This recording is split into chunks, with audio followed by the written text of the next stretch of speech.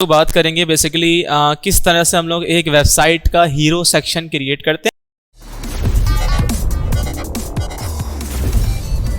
तो sir hero section basically क्या होता है, देखिए याद रहे जैसे कि फॉर सपोज जब आप वेबसाइट क्रिएट कर रहे होते हैं, जो आप जो मेन पार्ट स्टार्टिंग का बनाते हैं ना सर, उसको हम लोग सर बोलते हैं हीरो सेक्शन। कि वो सर दिखने में कैसा लगेगा। तो बेसिकली हम लोग पूरी यूआई पे काम नहीं करेंगे फिलहाल। अभी आज हम सिंपल बनाएंगे हीरो सेक्शन ठीक है वेबसाइट का। सर होता है क्या, मैं आपको समझा दूँ गूगल्स पर जाके। जैसे कि सर यहाँ हमने फॉर सपोज करने लिखा हीरो सेक्शन ऑफ वेबसाइट, ठीक है। तो यहाँ पे ऊपर लिखा हुआ आ जाएगा हमारे पास hero section of the website, और यहाँ से लोड लेगा सीखे हम इसकी इमेजेस में जाएंगे। जो फ्रंट स्टार्टिंग का पेज होता है बेसिकली उसको आप कहते हैं हीरो सेक्शन। उस अगर वो आपने अच्छा बनाया होगा ठीक है, तो फिर सर क्या है कि क्लाइंट जो है सर, मतलब जो सर क्लाइंट या फिर जो भी आपका मतलब जो आपकी वेबसाइट को देख रहा है विजिटर, तो फिर वो आगे स्क्रॉल डाउन करता है। सही है सर, ये होता है बेसिकली हीरो सेक्शन स्टार्टिंग के वेबसाइट का। ठीक है, जितना अच्छा बनाओगे सर तभी वो बेसिकली आगे तक रीड आउट करेगा उसको, ठीक है, वरना वो रीड नहीं करते हैं। अक्सर बोलते हैं कि इनका स्टार्टिंग का ठीक नहीं है, तो आगे भी ऐसे ही होगा। ठीक है, याद रहे। तो सर हम अपने फिलहाल इस वाले पेज को बनाना सीखते हैं। स्टार्टिंग के अंदर कैसे ये बनेगा बेसिकली, और हम इसको कहते हैं basically hero section of the website. So हमने कुछ इमेजेस ठीक है अपने पास करी हुई अपने पास बेसिकली वो डाउनलोड्स। तो यहाँ पहले मैं अगेन क्रिएट न्यू पे क्लिक कर रहा हूँ और मैं एक वेब लार्ज का पेज उठाऊंगा, ठीक है, जो कि 1920 विथ होती है और 1080 इसकी हाइट होती है। 72 आप रख सकते हैं। रेजोल्यूशन फिलहाल मैं 300 करूँ ताकि हमें थोड़ा क्लियर दिखाई दे, बट आप लोग 72 ही कीजिएगा। पिक्सल्स के अंदर साइज देना है। आर्ट बोर्ड पे क्लिक मैंने नहीं किया हुआ है, आर्ट बोर्ड पे अनचेक है। RGB मोड में बना रहा हूँ ठीक है वेबसाइट, क्योंकि मुझे उसको ऑन स्क्रीन दिखाना है, और यहाँ मैं कर दूंगा क्रिएट पर क्लिक। तो यह हमारे पास एक पेज बनकर आ जाएगा लार्ज वेब के लिए। ठीक है, अब सर ये आने की वजह से देखिए हमारे पास माइंड में सर मैं चाह रहा हूँ कि मैं एक म्यूजिक वेबसाइट का बनाऊँ एक हीरो सेक्शन। ठीक है सर, याद रहे। तो म्यूजिक वेबसाइट्स के लिए सर हम एक स्टार्ट करेंगे हीरो सेक्शन क्रिएट करना। तो उसके लिए पहले मैं Ctrl+R प्रेस करता हूँ रूलर्स के लिए, ताकि मैं साइड्स में गैप दे सकूँ। ठीक है जी। सो यहाँ से मैं फिलहाल वेबसाइट के लिए थोड़ा 1 इंच का गैप दूंगा। ठीक है जी। तो यहाँ से मैंने 1 इंच का गैप दे दिया थोड़ा सा, और यहाँ से भी मैं इसको दे दूंगा 1 इंच का गैप, कुछ इस तरह से। ठीक है, रूलर्स के साथ ये सर ये लेने के बाद देखिए हम इसमें बेसिकली अब जो हम काम करेंगे सर, हम काम करेंगे शेप्स के ऊपर। ठीक है, ज़्यादातर तो हमें शेप्स के ऊपर भी ध्यान देना है। ठीक है, अच्छे से। सो सर पहले मैं ये वाले पार्ट को कवर करूंगा जो कि होता है एक बैनर पार्ट। ठीक है, और उसके बाद हम मेन्यूज ठीक है वगैरह लिख सकते हैं। सो पहले हम काम करते हैं इसमें डिज़ाइनिंग का। तो उसके लिए मैं यहाँ पे फिलहाल इसको नीचे कर देता हूँ। यहाँ से हम जो है ना मतलब यहाँ पे एक पूरा प्रॉपर शेप ड्रॉ कर सकते हैं। तो शेप के लिए हम दोबारा अपने शेप्स पर जाएंगे, और यहाँ से हम जो है एक राउंडेड रेक्टेंगुलर मतलब मैं इंसर्ट कर लूँगा फिलहाल। ठीक है जी। अच्छा, ये करने के बाद मैं इसी को अपने पेज पर सर यहाँ से स्टार्ट करूँ, ठीक है, या फिर मैं सिंपल यहाँ से भी स्टार्ट कर सकता हूँ। तो मैं फिलहाल जो है यहाँ से स्टार्ट कर रहा हूँ अपने पेज पे इसको ड्रॉ करना।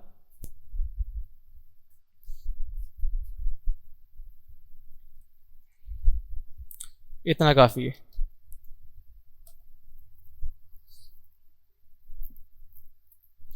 ये करने के बाद सर इसके जो साइड में राउंडनेस आती है सर, रेडियस, हम यहाँ से रेडियस को बढ़ा सकते हैं। मैंने अगर 50 पिक्सल्स किया है, ठीक है, तो पांचों चारों साइड के 50 पिक्सल्स बाय पिक्सल्स ठीक है हमें देखने को यहाँ पर मिलेगा। ठीक है भाई, तो फिलहाल मैं इतने रख रहा हूँ अभी इसको। ठीक है, मैंने यहाँ पे सिर्फ एक ही शेप बेसिकली आपके सामने लाइक ड्रॉ किया है। ठीक है, अच्छा, ये शेप ड्रॉ करने के बाद सर कलर्स वगैरह ठीक है आप अपनी मर्जी का इसमें चूज कर सकते हैं फिलहाल। लेकिन मैं यहाँ पे एक बैकग्राउंड कलर ठीक है डिफरेंट रखूँगा, ग्रे सिंपल रखूँगा, ताकि वो थोड़ा एक अच्छा लुक बेसिकली क्रिएट करें। तो मैं फिल शेप पे जाके एक नॉर्मल ग्रे कलर ही ले लूँगा, लाइट ग्रे कलर जिसको हम कहते हैं बेसिकली।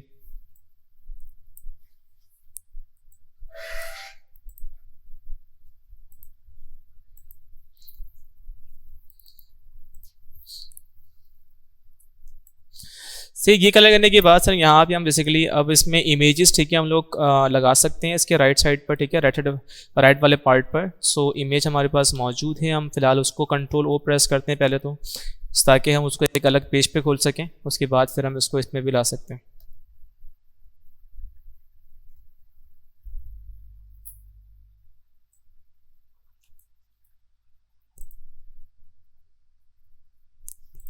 अच्छा, इमेजेस के लिए मैंने जो वेबसाइट चूज़ करी है वो करी है pexel.com, ठीक है। आप अनस्प्लैश से या फिर pixabay.com, ठीक है, वो भी तो वहाँ से भी तो इसको उठा सकते हो इमेज को।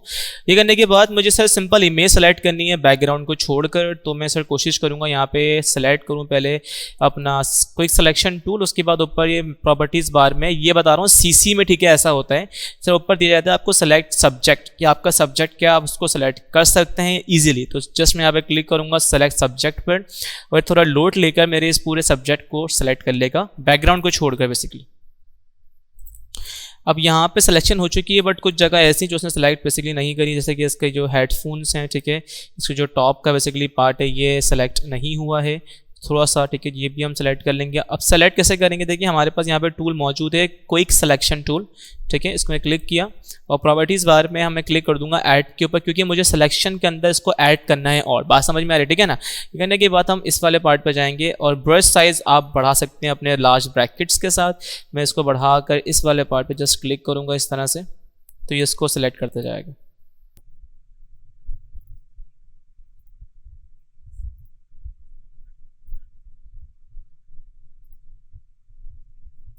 और जहाँ से मुझे अनसेलेक्ट करना है जो एक्स्ट्रा पार्ट बेसिकली अगर आ चुका है, तो वो चीज़ अगर हम माइनस पे क्लिक करेंगे इस वाले, जिसको बोलते हैं सब्ट्रैक्ट फ्रॉम सिलेक्शन, फिर यहाँ से इस चीज़ को हम सब्ट्रैक्ट कर सकते हैं ईजीली। ये करने के बाद हमने कंट्रोल J प्रेस करना है ताकि हम इसको एक अलग लेयर पर लेकर आए। जितना भी हमने पार्ट सेलेक्ट किया है, मैं यहाँ कंट्रोल J प्रेस किया, अब ये सर बैकग्राउंड से हटकर एक बेसिकली अलग लेयर पर, ठीक है, आ चुकी है वाली इमेज कंप्लीटली। मूव टू लेकर ये वाली इमेज हम उस वाले पेज पर इंसर्ट कर लेंगे। ड्रैग एंड ड्रॉप करना होता है, जस्ट काफ़ी होता है उतना, साइज में काफ़ी बड़ा है। कंट्रोल T प्रेस करना है हमें ट्रांसफॉर्म के लिए,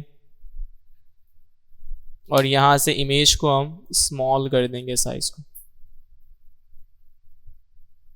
ऑल्ट शिफ्ट लाजमी प्रेस करना पड़ता है किसी भी जब इमेज का आप साइज डिक्रीज या स्केल अप या स्केल डाउन कर रहे होते हैं वट एवर, ठीक है, तो आप ऑल्ट शिफ्ट लाजमी प्रेस कर लिया करें।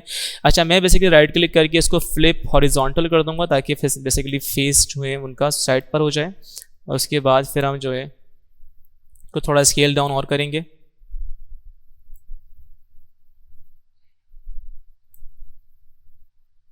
करने के बाद जस्ट मैं एंटर प्रेस कर दूंगा। उसके बाद सर इसको उठा के हम यहाँ रख देंगे, और ये इमेज सर मैंने अपने दूसरे वाले पेज से सर यहाँ पे इंपोर्ट की है। तो मैं एक काम करूँगा कि मैं राइट क्लिक करूँगा इमेज के ऊपर और इसको कर दूंगा रेस्ट्राइज, सॉरी वो कर दूंगा क्या कहते हैं, कन्वर्ट टू स्मार्ट ऑब्जेक्ट, ठीक है ना, ताकि जब हम इसको स्केल दोबारा अप करें या फिर डाउन करें तो ये अपने आप को बेसिकली मतलब मैस अपना उसका साइज इसके पिक्सल्स ना फटे, ठीक है। सो उसके लिए यहाँ पे बेसिकली चीज़ कर रहे होते हैं। अच्छा देखिए, हमारे पास बेसिकली पेन टूल के अंदर एक पेन होता है जिसका नाम होता है कर्वेचर पेन टूल, ठीक है ना। ये CC के अंदर है, CS6 वाले सॉफ्टवेयर में नहीं मिलेगा, ठीक है आपको। हम इस पर क्लिक करेंगे, इससे आप काफ़ी अच्छे अच्छे एब्स्ट्रैक्ट डिज़ाइन कर सकते हैं, ठीक है। अब व्हाट इज़ एब्स्ट्रैक्ट, ठीक है, इसको मैं आपको करके दिखाता हूँ। उसके बाद जब आप उसकी प्रॉपर्टीज़ में आएंगे तो यहाँ से आपका पैथ नहीं शेप सेलेक्ट होना चाहिए, ठीक है, ये मस्ट है, याद रहे। ये होने के बाद सर आप चाहे फिलहाल फिल सेलेक्ट कर लीजिए। यहाँ पे स्ट्रोक में फिलहाल यहाँ पे फिल दे रहा हूँ फिलहाल ब्लू कलर का, उसके बाद मैं कलर इसका चेंज कर सकता हूँ जब मैं एक बार का फिल दे दूंगा, ठीक है। अब मैंने सर यहाँ पे अपना पेन सेलेक्ट किया हुआ है, और ये पेन बेसिकली आपके पास एब्स्ट्रैक्ट्स डिज़ाइन करता है काफ़ी अच्छे अच्छे। तो मैंने यहाँ से कुछ डिज़ाइन करना शुरू किया, जैसे कि फॉर सपोज करें, अच्छा आप इसको राउंड यानी कि कर्व भी सिंपल देखें इस तरह से कर सकते हैं, जैसे मैंने यहाँ पे रखा है इसको इस तरह से, और देखें इस तरह से ये ऑटोमेटिकली कर्व होता है, जो ये काफ़ी दिखने में काफ़ी एक कूल इफेक्ट लेके आता है, ठीक है।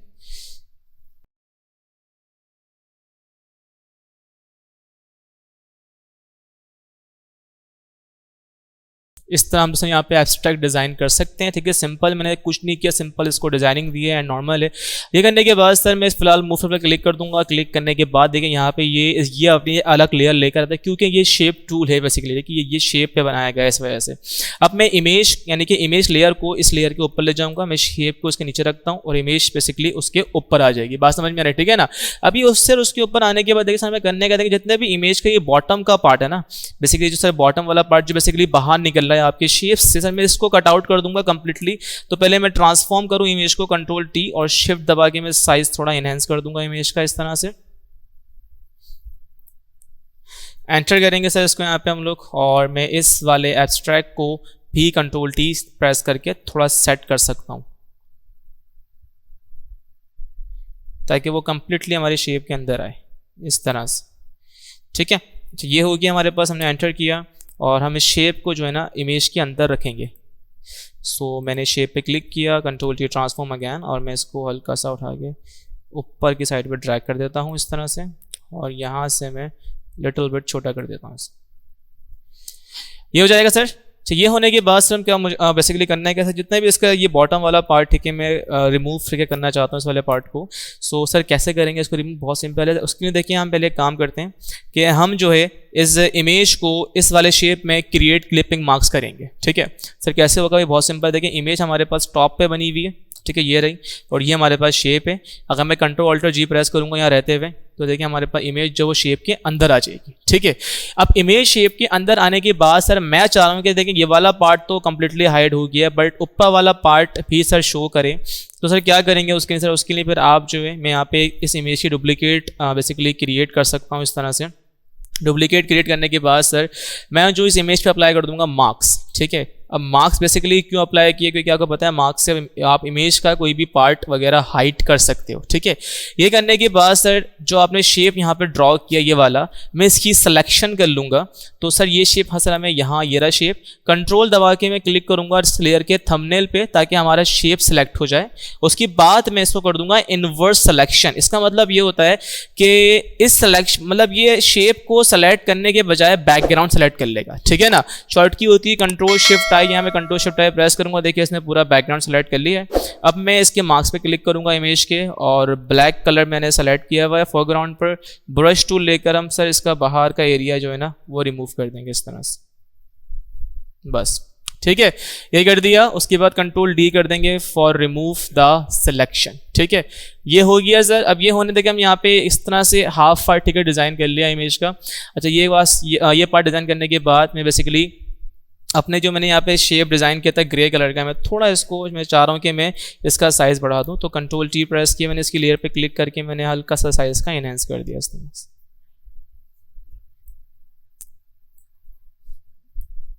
एंटर कर दिया सर यहाँ पे, और मैं इस इमेज को सेलेक्ट करूँगा, ठीक है, सबको इसका सेलेक्ट करूँगा। Ctrl+G ग्रुप कर दूंगा मैं, और सेलेक्ट करूँगा मूव टूल, और यहाँ से देखिए मेरा सेलेक्ट हुआ हुआ है ग्रुप, क्योंकि मुझे पूरे ग्रुप को सेलेक्ट करना है। तो मैं ग्रुप सेलेक्ट कर लूँगा यहाँ से मेन्यू पे जाकर, और फिर इसको उठाकर नीचे यहाँ पर एडजस्ट कर दूँगा इस तरह से। ये सर एडजस्ट हो गया। अच्छा, एडजस्ट होने के बाद सर अभी इसमें थोड़ा काम बाकी है। कलर्स इट डिपेंड्स कि सर आप क्या इसमें रखना चाहते हैं। It's completely up to you. फिलहाल मैं इसी कलर को कंटिन्यू करना चाह रहा हूँ, ठीक है, आगे। सो आप जो भी चाहे कलर रख लीजिएगा।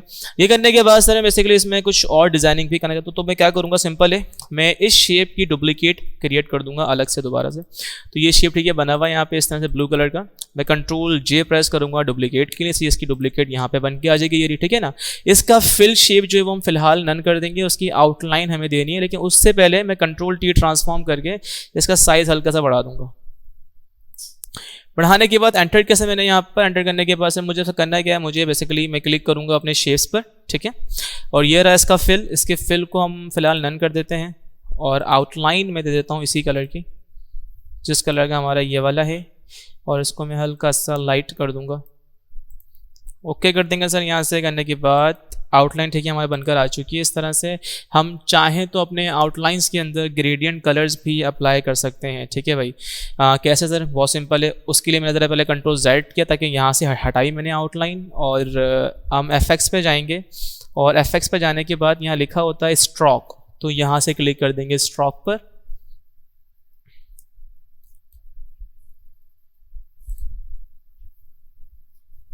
स्ट्रोक पे आने के बाद यहाँ पे सर लिखा हुआ होता है हमारे पास ग्रेडियंट, सॉरी ये आउटलाइन, सॉरी ये आपके पास आउटलाइन आ रही है।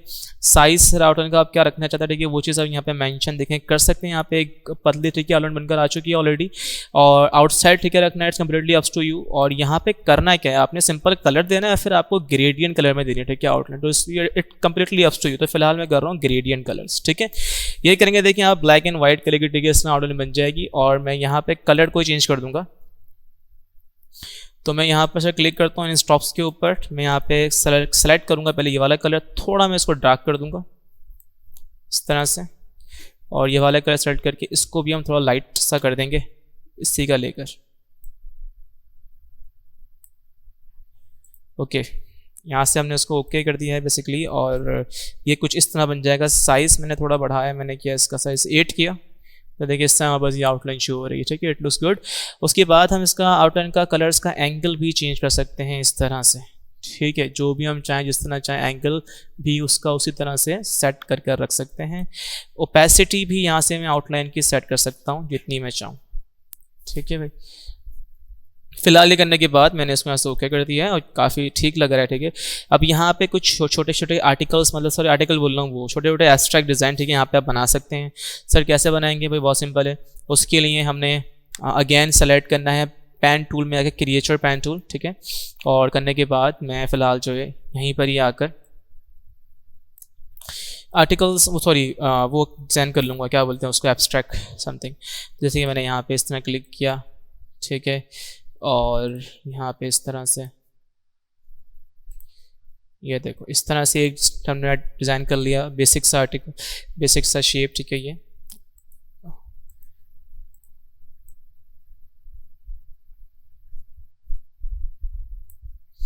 उसके बाद मैं अगेन दूसरा पेन टूल लूँगा। ठीक है जी, और अगेन सर यहाँ पर भी मैं कुछ डिज़ाइन कर दूँगा।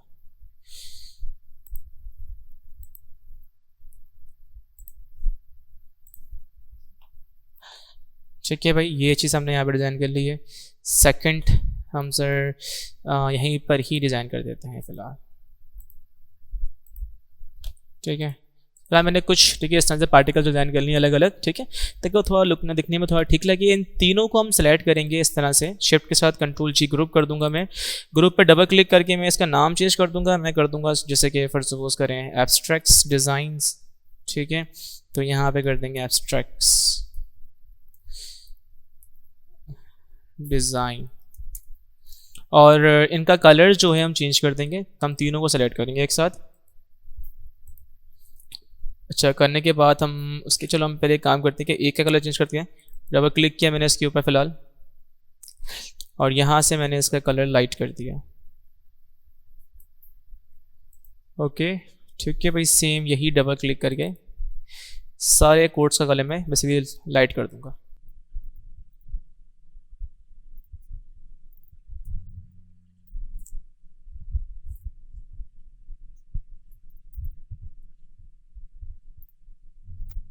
ठीक है, ये चीज़ होने के बाद सर हम चाहें तो इसमें आइकन्स भी लगा सकते हैं। ठीक है, इस करने के बाद सर हमने यहाँ पे अब करना है क्या, मैं बेसिकली चाह रहा हूँ कि मैं इसके बैकग्राउंड्स में जो बेसिकली मैंने कलर दिया उसको थोड़ा मैं सेट करूँ, या मैं ग्रे कलर कोई बैकग्राउंड उठाऊँ, ठीक है, अच्छा सा, ताकि मैं इसके ऊपर क्रिएट क्लिपिंग मार्क्स कर सकूँ उसको। सो फिलहाल हम नेट से कोई ग्रे कलर का बैकग्राउंड उठाते हैं।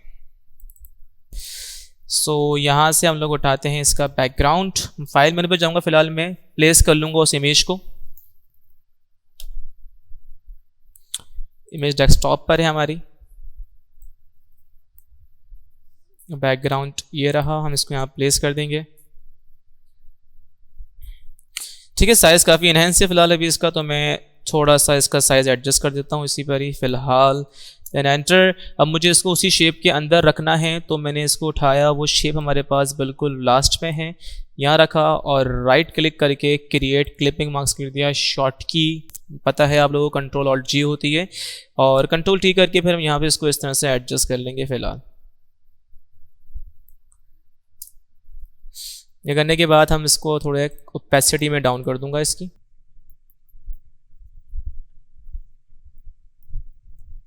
Now it looks good. ठीक है भाई,